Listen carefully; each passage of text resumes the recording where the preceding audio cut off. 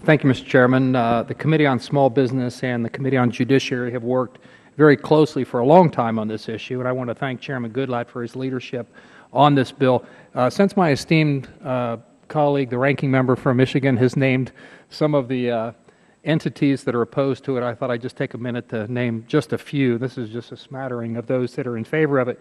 The American Dental Association, the American Farm Bureau Federation, the American Road and Transportation Builders, the American Trucking Association, the Associated Builders and Contractors, Consumer Electronics Association, the Independent Community Bankers, as well as the National Federation of Credit Unions, the Dairy Foods Association, the Home Builders, the National Association of Manufacturers, National Council of Chain Restaurants, the Textile Organizations, the National Electronic Manufacturers Association, NFIB, the National Federation of Independent Business, which is really kind of the gold standard for representatives of small businesses in this country, the owner-operator independent drivers, the U.S. Chamber of Commerce, and many, many others. So there's a whole lot of folks that favor this, what I believe is good legislation.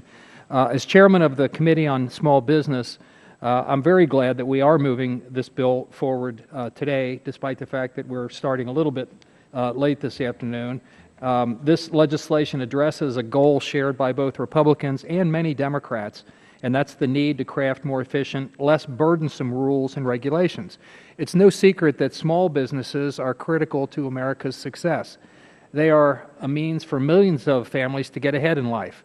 They employ 1 out of every 2 Americans working in the private sector and create 2 of every 3 new private sector jobs. So about 70% of every new job is now created in this country is created by small businesses, and those are the folks that are overburdened with overregulation, and that's what this it begins to address. One of the biggest challenges small businesses face is understanding and complying with new regulations. The Small Business Regulatory Flexibility Improvements Act of 2015, this legislation, will modernize the rulemaking process by improving a good government law that turns 35 years of age this year, the Regulatory Flexibility Act, or RFA. The RFA requires agencies to assess the impact of their regulations on small businesses. If the impacts are significant, agencies must consider whether there are alternative approaches that would impose lower burdens on small businesses. In other words, the law requires agencies to consider if there is a more cost-effective way for them to achieve their regulatory objective. The problem is that even after congressional amendments and presidential directives, agencies still fail to comply with the RFA's common sense requirements. Hearings held by the Committee on Small Business over the past several years have shown that agencies still are not considering the consequences of their actions on small businesses.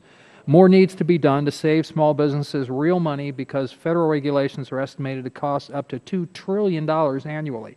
Reducing unnecessary regulatory costs allows small businesses to use those resources to expand their businesses and, most importantly, hire new workers.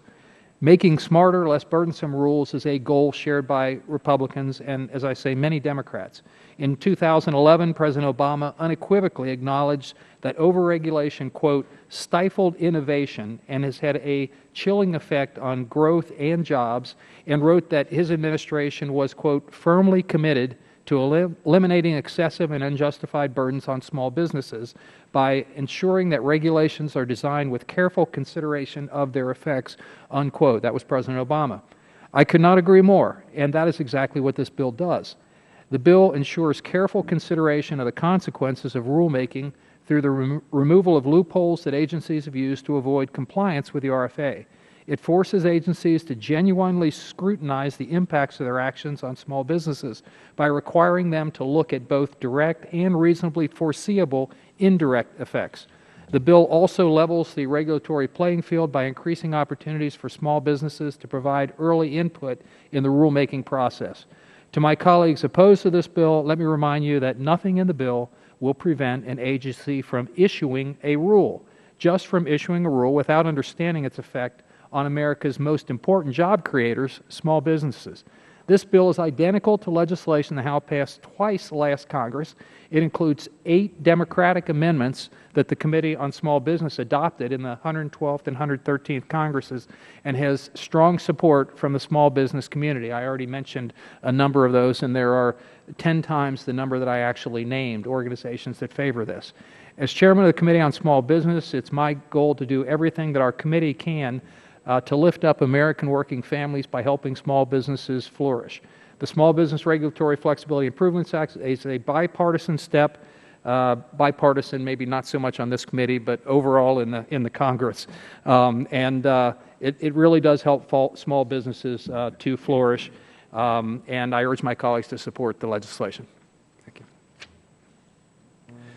Thank you, Mr. Chabot.